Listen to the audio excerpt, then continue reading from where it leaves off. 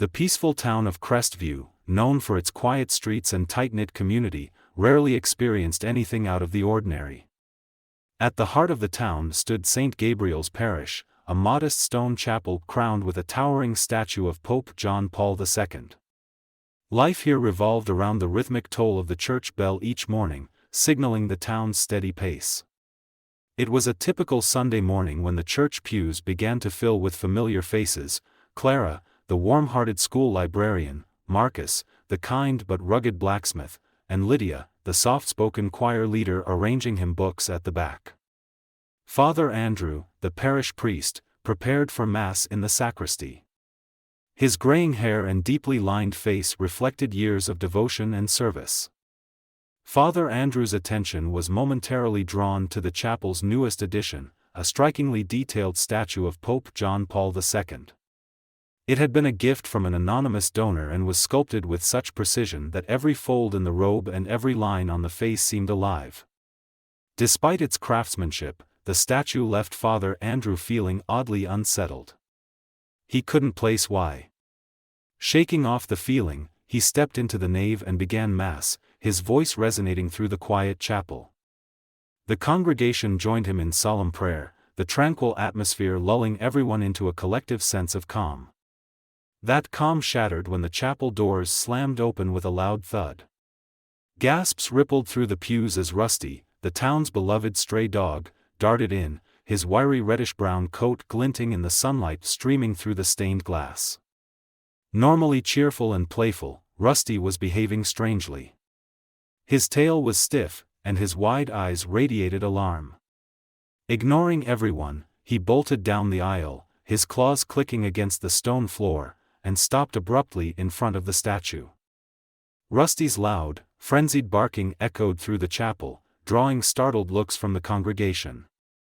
"Rusty, what's gotten into you?" Father Andrew called out, stepping cautiously toward the dog. Rusty didn't move.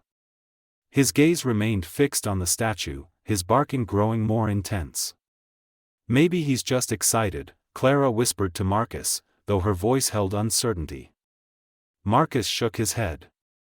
"I've seen Rusty chase his tail for hours, but this is different." As suddenly as it had started, the barking ceased. Rusty pawed at the base of the statue, letting out soft whines, his posture tense. The congregation sat frozen, their whispers drowned by the heavy silence that followed. Then, as though sensing something unseen, Rusty let out a sharp yelp and bolted from the chapel, disappearing as abruptly as he had arrived. Father Andrew cleared his throat, trying to regain control of the room. "Let us continue," he said, though his voice betrayed a hint of unease. But the congregation's focus had shifted, their minds lingering on the peculiar scene that had unfolded. After the service, Father Andrew couldn't resist investigating. Kneeling by the statue, he ran his hand over its smooth surface until his fingers brushed against something unusual, a faint crack near the base. He leaned in, examining the flaw. It wasn't natural, the crack was too precise. That night, sleep eluded him. Lying in the dark of his rectory, Father Andrew replayed Rusty's strange behavior over and over. Unable to rest, he rose at midnight and peered out the window.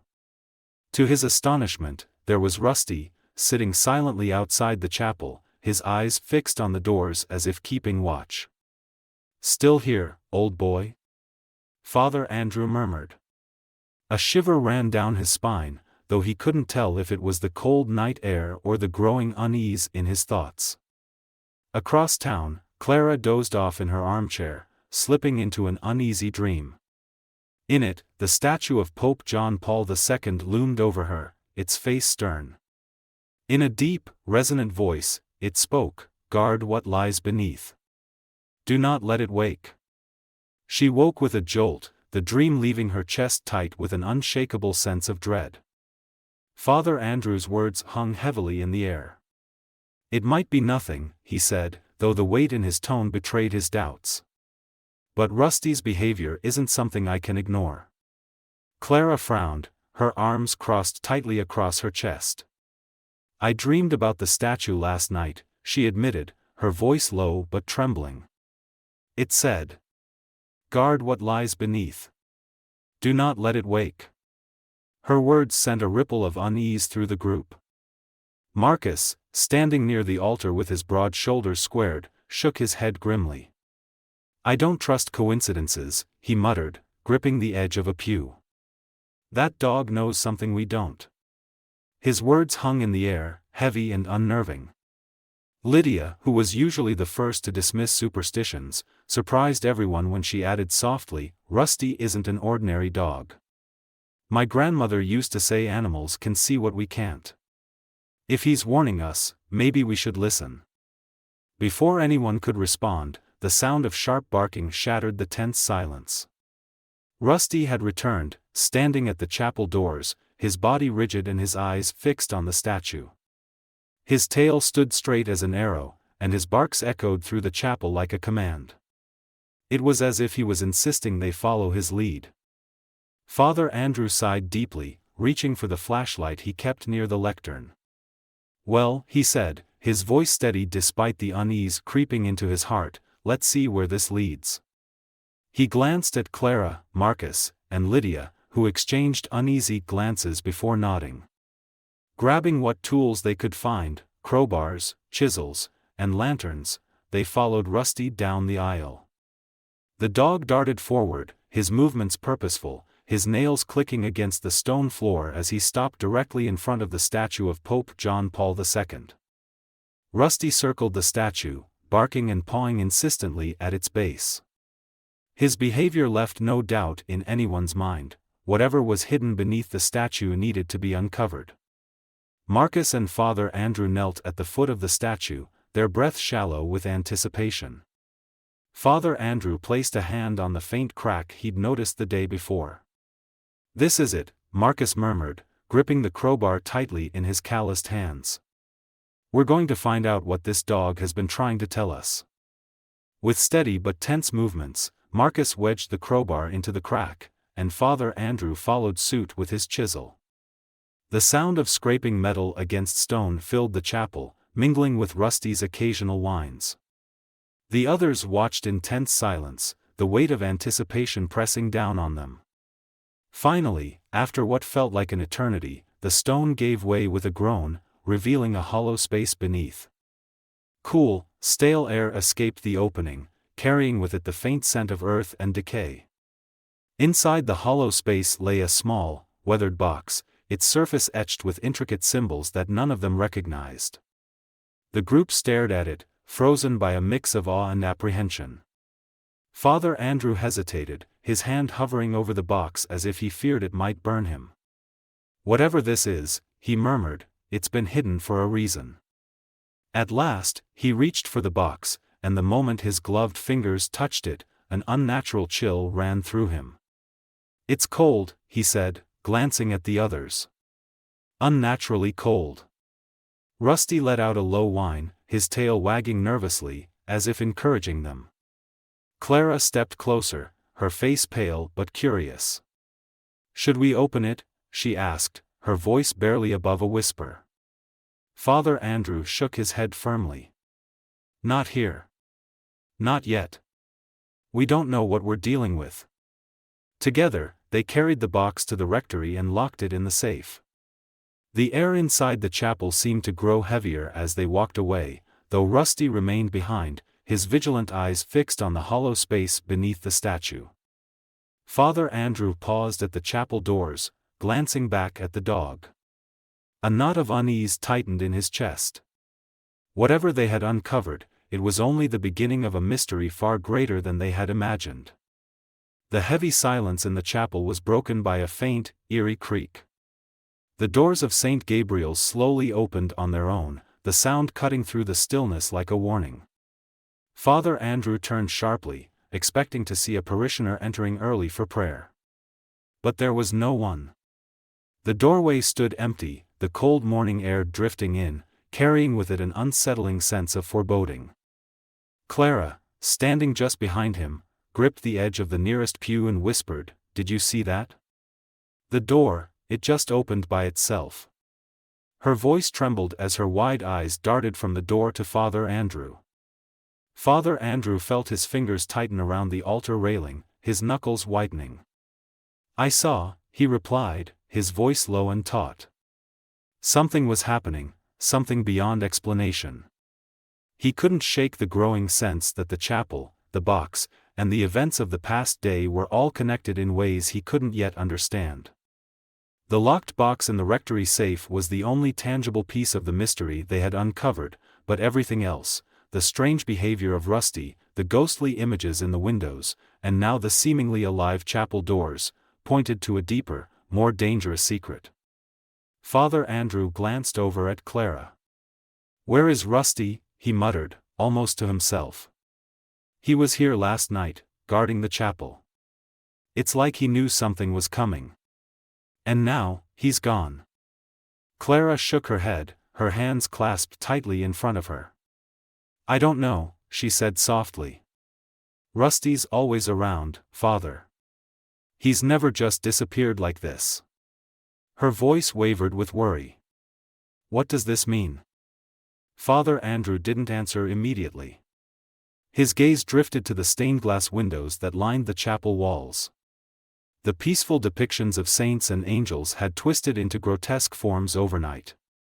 Distorted faces stared out from the panes, their hollow eyes filled with anguish.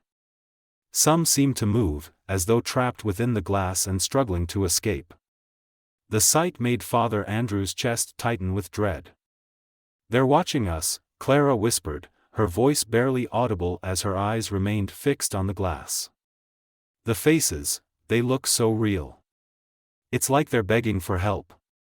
Father Andrew nodded but didn't speak, unable to tear his eyes away from the haunting figures. The windows, once a source of comfort and beauty, now felt oppressive and alive. He reached out, his hand trembling as it hovered near the glass. When his fingers finally brushed the surface, a chill shot through him like a jolt of electricity. The glass was unnaturally cold, and the sensation left him momentarily breathless. "We need answers," he said finally, pulling his hand back. "But we can't act on fear. We'll wait for the diocese. They'll send someone who can help us understand what's happening here." Clara nodded slowly, though her eyes lingered on the windows. Despite Father Andrew's reassurance, she couldn't shake the feeling that they were being watched, closely. The room felt smaller, the walls seeming to close in with every passing second. Suddenly, a loud knock at the chapel door made both of them jump. Father Andrew's heart pounded as he turned toward the sound, his body stiff with tension. Clara gasped, her hand flying to her chest. The door had been opened just moments ago, and now someone, or something, was at the threshold. Before either of them could move, the door creaked open again, this time deliberately. Framed in the doorway was an elderly man dressed in a dark suit and a black hat. His sharp eyes scanned the room, yet his expression was gentle, almost serene. He had the air of someone who had witnessed far more than most people could imagine. "I'm Father Joseph," the man said, stepping forward with a faint smile. "I was sent by the diocese. I understand there have been unusual occurrences here." Father Andrew blinked, caught off guard by the priest's calm demeanor. "Yes, Father Joseph," he said, his voice steadying. "Thank you for coming so quickly." Father Joseph nodded, his sharp gaze briefly lingering on the stained glass. "I can feel it," he murmured. "There's an energy here unlike anything I've experienced before." Father Joseph's gaze was locked on the box as if it held a truth too heavy to comprehend. His eyes narrowed, his brow furrowed in concentration. Slowly, his hand hovered over the box, his fingers trembling as if the object itself were alive, pulsating with an unseen energy. He hesitated, the air between his hand and the box charged with an almost magnetic tension. "Father Joseph?" Clara's voice broke the silence, hesitant and filled with concern. "Are you all right?" The elderly priest didn't respond right away. His sharp features were fixed in an expression of profound unease. His fingers lightly grazed the surface of the box, tracing the etched symbols on its lid. Then, In a voice barely above a whisper, he muttered, "There's something about this, something I've seen before." Father Andrew's heart skipped a beat. "What do you mean?" he asked, stepping closer. Father Joseph's face grew pale, beads of sweat forming along his temple. His lips moved, forming words that struggled to come out. Finally, his fingers ran deliberately over the intricate symbols on the box, and a faint vibration coursed through him, as though the box responded to his touch. The markings seemed to glow faintly under his fingertips, their meaning elusive yet ominous. "There's a warning here," Father Joseph said, his voice trembling. "A curse." "A curse?" Father Andrew echoed, his voice tight with dread. "What does it say?" Father Joseph's eyes widened as he began to read the inscription aloud, his voice heavy with foreboding. "The darkness will awaken when the seal is broken. The stone calls to those who seek power, and those who answer will find themselves consumed. Only the keeper can undo the damage, but the price will be paid in blood." His voice faltered on the last word, and his hands dropped from the box as if it had burned him. He staggered back, his face drained of color. "The price, in blood," he repeated softly, his voice tinged with fear. "That's," Father Andrew began, but he was interrupted by a sudden voice from the doorway. "Be paid in blood." All three of them turned sharply, startled. Standing at the entrance to the chapel was Lydia, clutching a journal in her hands. Its edges were worn, and the pages looked as though they might crumble if handled too roughly. I'm sorry," Lydia stammered, her voice trembling. "I overheard part of what you were saying, but I think I know where this is from." "Lydia?" Father Andrew asked, his brow furrowed. "Where did you?" Lydia stepped forward, holding the journal out to him. "I found this in the church library just now," she explained. "It's old. Very old. It's about something that happened decades ago in another parish, but it sounds so much like what's happening here." Father Joseph, still shaken, glanced at the journal in Lydia's hands. His eyes flicked between her and the box as though he were piecing together a puzzle only he could see. The growing dread in his chest deepened. With steady hands, Lydia opened the journal to a passage near the middle. "Here," she said, her voice steady despite the tension in the room. Father Andrew leaned in to read, his breath catching as he scanned the words. The text seemed to mirror the warning on the box. When the stone was unearthed, the dark force it contained began to stir. The keeper of the stone must face the consequences, for the curse demands a toll. Blood will flow as the keeper's burden becomes their own. Only the one who first held the stone can break the curse, but at a terrible cost. "It's the same," Father Andrew murmured, his voice barely audible. "Exactly the same." Lydia nodded. "It's like a record of the same event happening again." Father Joseph turned slowly toward the stained glass windows, his face ashen. Clara followed his gaze, and together they watched as the faces in the glass seemed to shift once more, their hollow eyes staring back at them with haunting intensity. Their mouths appeared to open and close, as if trying to speak. "The curse is already spreading," Father Joseph whispered, his voice tight with dread. "The windows, they're showing us what happened in that other parish. But what if we're not strong enough? What if we can't handle it?" Clara's voice was barely above a whisper, her hands clenched together as if bracing for an answer she didn't want to hear. The spirit's ethereal gaze softened, radiating a quiet reassurance. "That is why I have come," it said, its voice reverberating not just in the chapel, but within their very minds. "The guardians before you faced the same fears. But they had strength, courage, and wisdom. These qualities are within you as well. Trust in yourselves." Father Joseph exhaled sharply, looking around at the others. His voice was steady, but there was a weight to it. "The knowledge, the power of this box, it's far more than we imagined, isn't it?" "Yes," the spirit confirmed, its presence flickering like the glow of candlelight. "It is a burden, but also a gift. However, be warned, once you fully understand its power, you will be forever changed. Rusty, still stationed near the statue, let out a single low bark as if punctuating the spirit's words. The air in the chapel felt heavier, pressing down on them like an invisible force. The spirit's form began to fade, its presence thinning like mist dissipating in the morning light. "I must go now," it said, its voice echoing softer with each passing second. "But remember, you are not alone. I will be watching. Always." And then, it was gone. A strange silence settled over the chapel, neither peaceful nor threatening, but something in between, an absence filled with lingering energy. Father Joseph turned toward the altar, staring at the box with a mixture of reverence and dread. His fingers curled into his sleeves.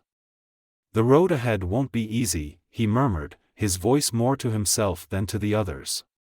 Father Andrew took a steady breath, looking at each of them. Clara, her brows furrowed in contemplation. Lydia, silent but watchful. Father Joseph, deep in thought. And Rusty, who had stopped barking but remained rigid, as if waiting for something else to unfold. "This won't be easy," Father Andrew admitted, his voice solemn. "But together, we can do this." Father Joseph nodded. "We have to keep our faith. This is bigger than any of us alone. But with each other, and with the guidance we've been given, we will find a way." Lydia, still gripping the journal, met his gaze with quiet determination. "We've come this far. We can't turn back now." In the days that followed, their resolve solidified. The weight of the box's existence loomed over them, but their purpose became clear. They had to contain its power, to ensure it never fell into the wrong hands. The first step was returning the box to where it belonged. Father Joseph suggested placing it at the base of the statue, the very place where the spirit had appeared. It felt as though the statue had been guarding the relic all along. With steady hands, Father Andrew and Father Joseph carried the box to the foot of the statue and placed it gently into position. Clara and Lydia stood nearby, their expressions a mixture of relief and trepidation. "This feels right," Father Andrew murmured. Father Joseph nodded but added, "We can't just leave it unprotected." Together, they sealed the box into a stone base beneath the statue. The seal was both physical and spiritual. They spent hours ensuring its integrity, whispering prayers as they worked. The chapel seemed to hold its breath as they finished. As they stepped back, an odd silence filled the air. The box was hidden, resting beneath the statue's watchful gaze. The tension had lifted slightly, but it was not gone. Father Andrew turned to the others. "We've done all we can for now. But this isn't over. We have to stay vigilant." Father Joseph placed a firm hand on his shoulder. "We'll do it together." Lydia nodded. "We'll protect it, no matter the cost." They all knew this was only the beginning. The box was sealed, but its power had not been extinguished. As long as they stood together, they had a chance to keep the darkness at bay. In the following days, an eerie calm settled over Crestview. The twisted, tormented faces in the stained glass windows had returned to their original serene forms. The oppressive air that had weighed down St. Gabriel's Chapel had lifted. And yet, even as life in Crestview returned to normal, the events of that night remained with Father Andrew, Clara, Marcus, Lydia, and Father Joseph. A shadow they would always carry, a reminder of the battle they had fought, and the one that might still come. The events surrounding the box had not only weighed heavily on the group but also brought them together in a renewed sense of unity and purpose. Father Andrew, who had always been a man of quiet reflection, now spent even more time in prayer. Each evening, after extinguishing the last candle in St. Gabriel's Chapel, he knelt before the altar, the towering statue of Pope John Paul II watching over him like a silent sentinel. His gray hair, once a marker of years of humble service, now seemed like a crown of wisdom earned through fire. The burden of protecting the relic, though heavy, was something he carried with a quiet, unwavering dignity. His prayers were no longer just for himself but for all of them, for Clara, Lydia, Marcus, Father Joseph, and even Rusty. Clara, ever the practical librarian, threw herself into researching the box's cryptic symbols and its foreboding history. She and Lydia spent countless hours in the rectory, poring over ancient texts, faded parish records, and forgotten manuscripts. Their work uncovered fragmented stories of a relic of power that had traveled through towns much like Crestview, leaving behind tales of mystery, fear, and caution. Every discovery added another layer to the relic's dark narrative, and another layer of responsibility to their shoulders. One evening, as the two women worked by lantern light, Clara froze, her eyes scanning a faded parchment.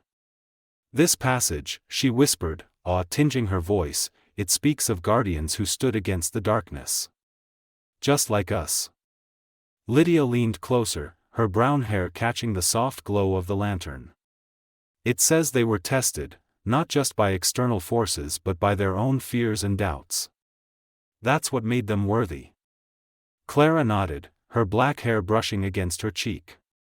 "It's comforting, isn't it? To know we're not the first to face something like this. That we're not alone in this." Meanwhile, Marcus, the town's ever-pragmatic blacksmith, took a different approach. He fortified the chapel's doors and windows, ensuring the building would stand strong against whatever might come. "If something comes knocking again," he said gruffly, his large hands gripping a hammer, "it's not getting in without a fight." Yet, even as he worked, his normally steady hands occasionally trembled when he thought of the faces that had once moved within the stained glass. For Marcus, the strength of wood and iron provided solace, a tangible way to protect those he cared about. Rusty, the wiry mutt who had first alerted them to the box's danger, was now a constant presence at the chapel. His carefree demeanor had been replaced with quiet vigilance. It was as though he, too, understood the weight of their task.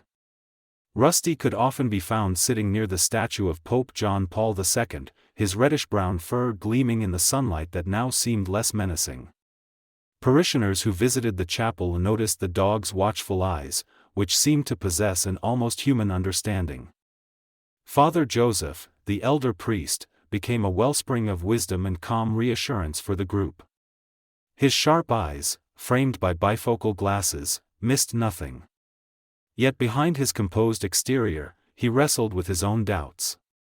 The inscription on the box haunted him, especially the ominous line about the keeper paying a price in blood. One evening, as he and Father Andrew walked through the dimly lit chapel, Father Joseph voiced his concern. "The curse may be dormant for now," he said, his voice low, "but we can't ignore what it demands. If the seal ever breaks, someone will have to pay the price."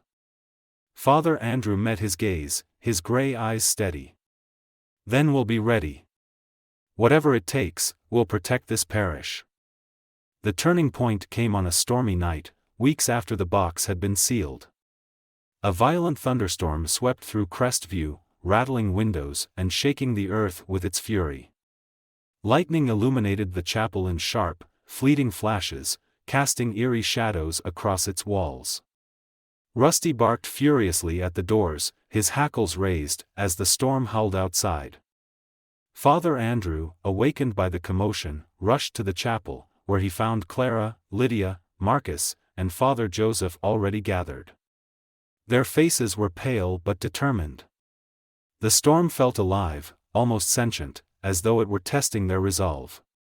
"It's the box," Clara said, her voice barely audible over the wind. "I can feel it." Father Joseph nodded grimly. "The seal is holding, but this storm, it's a warning." As if to confirm his words, a deafening clap of thunder shook the ground, and the chapel doors flew open.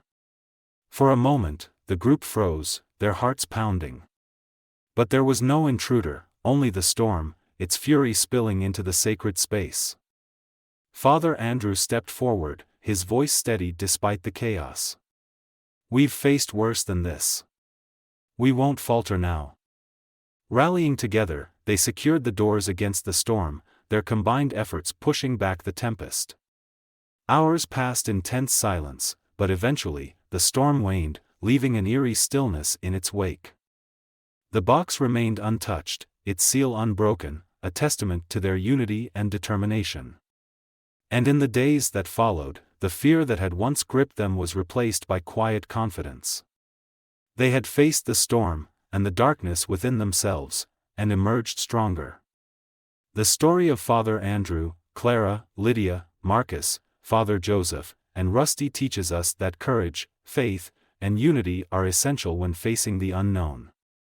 In life, we often encounter challenges that feel insurmountable, uncertainties that test our resolve and fears that threaten to consume us. However, just as the group stood together against the darkness, we, too, must find strength in our communities, trust in our instincts, and embrace perseverance. The story also reminds us that history holds valuable lessons, and understanding the past can help us navigate the present. Like Clara and Lydia's research, knowledge is a powerful tool that protects us from repeating past mistakes. Finally, Rusty's unwavering vigilance teaches that even the smallest among us can sense danger before it arises.